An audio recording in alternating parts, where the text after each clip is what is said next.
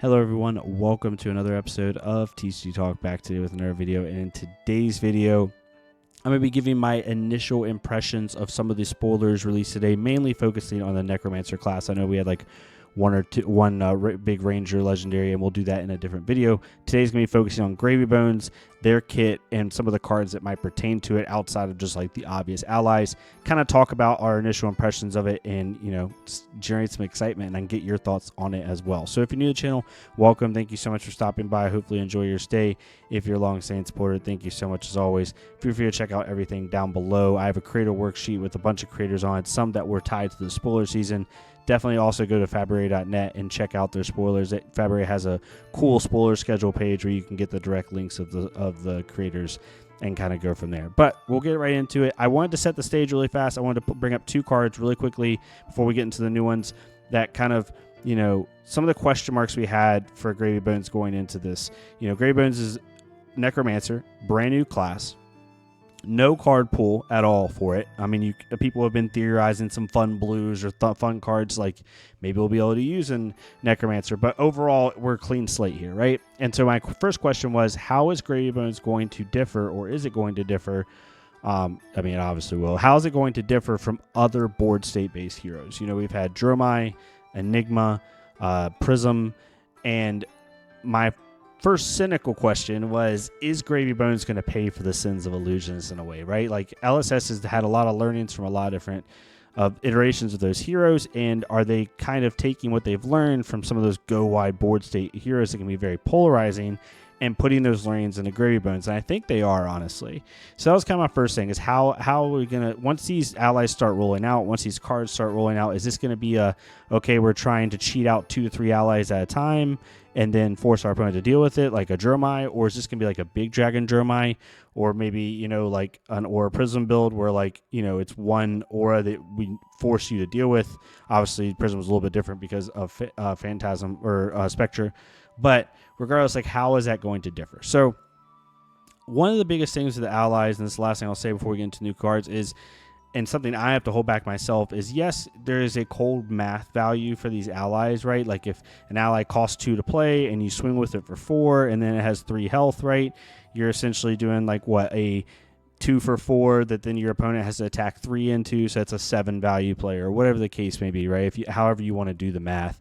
But some heroes will have difficulty dealing with that ally more than others, right? If you force like a Bravo, for example, who maybe, you swing at them for 4 or 6 with an ally, they have to take that damage or potentially block it with 2 cards, but then swing their hammer. You're basically taking their whole turn to deal with that ally, or they may want to throw a big attack at you, but now they have to decide, do I throw this big attack at you or at the ally?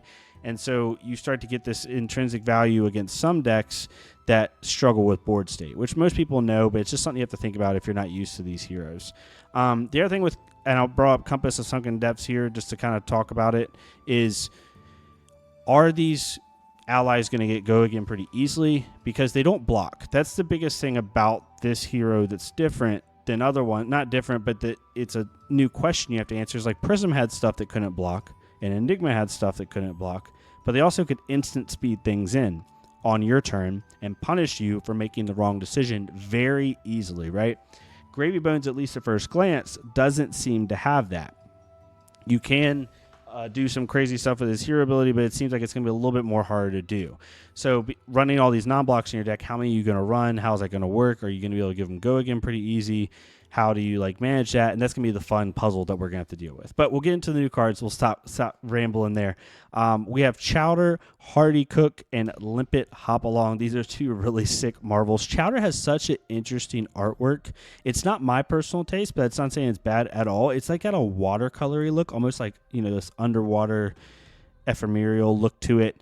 Very, very different. You see how the blending of the greens, it's just not as distinct. And I noticed that, and it's very interesting. It's just a lot different than all the other artworks, which is really, really cool. I love that they're experimenting with different art directions. And I haven't looked up Simon's other work, the artist, and see if they've done any other artworks in the game. I'll probably do that after this video, actually. But Simon Hardy Cook is a 3 for 3, so pretty expensive. With 3 life, you can either turn it sideways to attack with it, tap it to attack, or you can instant speed gain a life. This is a really interesting key thing, because the way these allies are going to work and the way tapping is going to work is you're going to untap everything at the end of your phase, right? Not at your upkeep like in Magic or anything like that. It's going to be basically at the end of your turn, at the beginning of your end phase. So you can choose to swing with this and then restands at the end of your turn, and then going into your turn, if your opponent decides, let's say you're playing a go wide hero like, a Katsu or a Syndra or whatever, and they can easily deal with this, they're just going to throw a 0-for-3 at it. Well, when they go to attack it, you can respond by turning it sideways at instant speed, gain a life, right? So you're forcing a card from their hand, which is 3 value at minimum, maybe more depending on what they're forced to throw at you. You're attacking for 3, and then you're gaining a life. So that's 7 value. It probably took you 2 cards to play this at best if you're pitching a blue. So it's a 2-card 7, right? That again, that's the cold value of it. However, hopefully I'm doing that correctly. Correct me if I'm not.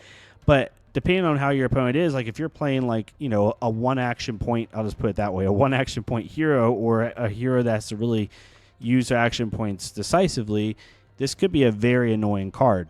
The 3 cost is definitely pretty crazy, but I understand why when you kind of think about it. But it's not the one interesting thing about this one is it's not like some of these allies you can look at them and tell like, okay, this is an offensive card, okay, this is a defensive card. You have Chum, which is both, right? Limpet, for example, is a pretty offensive card. It doesn't cost anything to play. You have to pay 1 resource. It attacks with Go Again automatically, which is nice, but only has 1 life. So it's not meant to like hold up on the defensive end. It's meant to say, okay, if you don't deal with this offensively, I'm gonna get some value from this. But so Limpet is a 0-for-2, doesn't cost anything to play. So if you can get this into your graveyard, you can just play it out for free and then attack with it if you have a floating resource. Really, really nice. 1 health allies are very annoying to deal with if you are not like a ninja or have Kadachis or some type of weapon that can deal with them. If you're like a guardian or even an earth hero, this is going to be a little bit more annoying to have to deal with. Because it seems very monotonous at first, but like no one wants to give up a whole attack on a 1 health hero. Even as a Katsu player against Dromai, swinging an entire Kadachi, unless I'm just trying to eat mask momentum triggers, and Ninja might be eating a little good against Grey Bones, we'll see. But unless you have like a Kadachi, it just feels really bad to attack into that. So these are both really interesting, really cool artworks, like very sick. Super excited about these. The next one is Barnacle and Whaler Humperdinck. I hope I'm saying that right. I probably am not.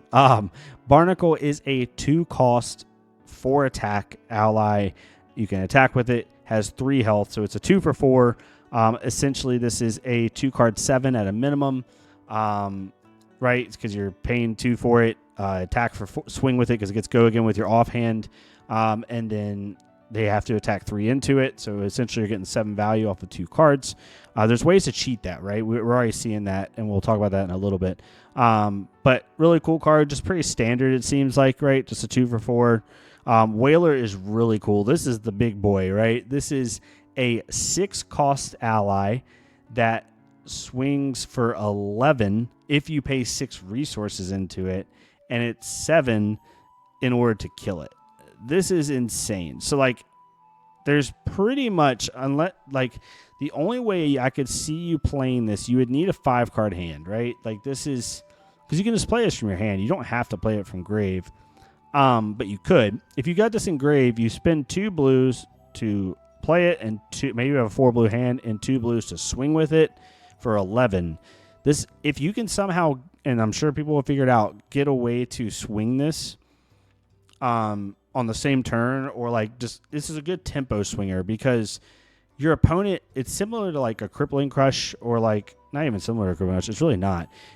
I'm trying to think of a situation. It's actually almost like a Mirror Guy, where like Mirror Guy would swing for a bunch of damage, but most decks had to try to keep cards in hand because you're trying to kill that Mirror Guy.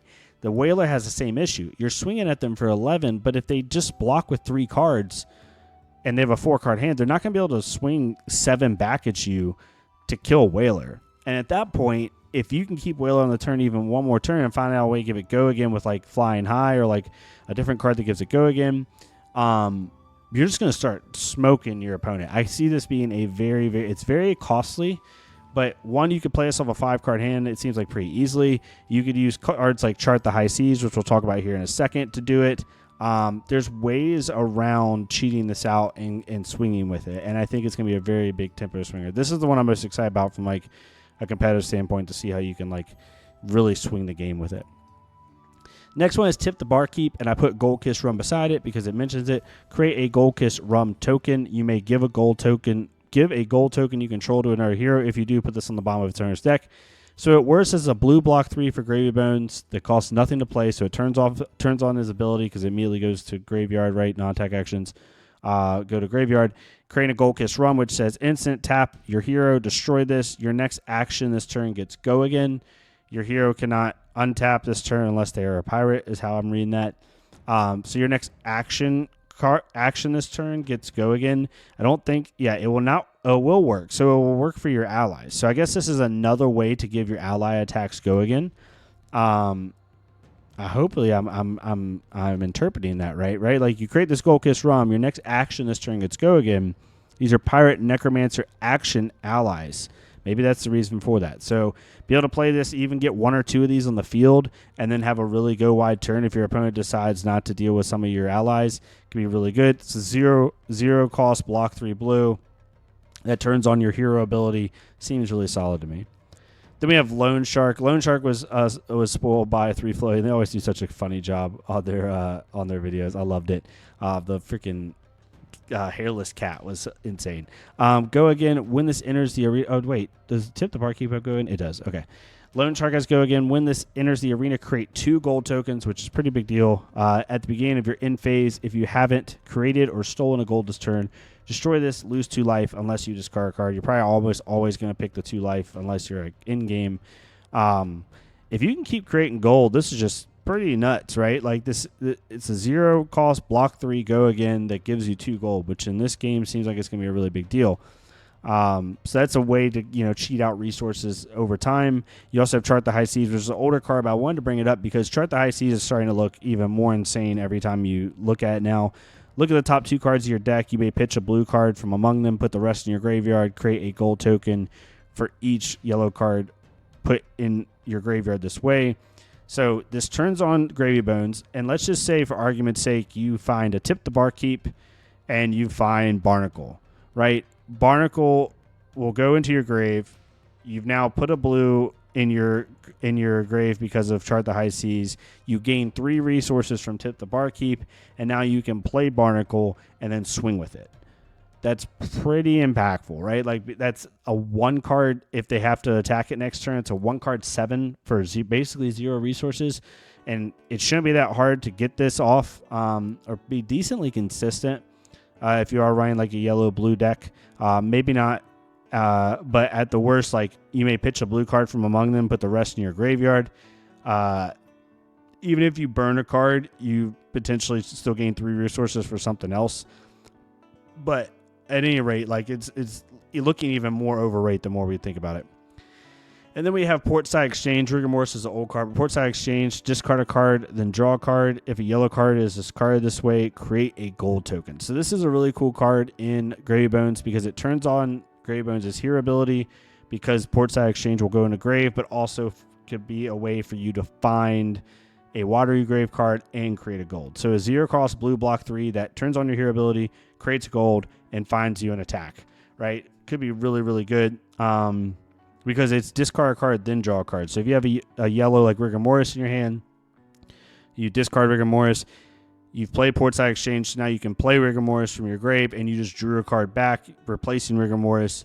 Seems pretty good. And then be able to play it and then attack with it. So some of these synergies are starting to be really cool, and we've only seen a couple of them. I'm super excited about it. Let me know what other like mathy type things y'all thought of. These are just initial impressions, right? Some of them might be a little bit off base, but that's the fun part of spoiler season.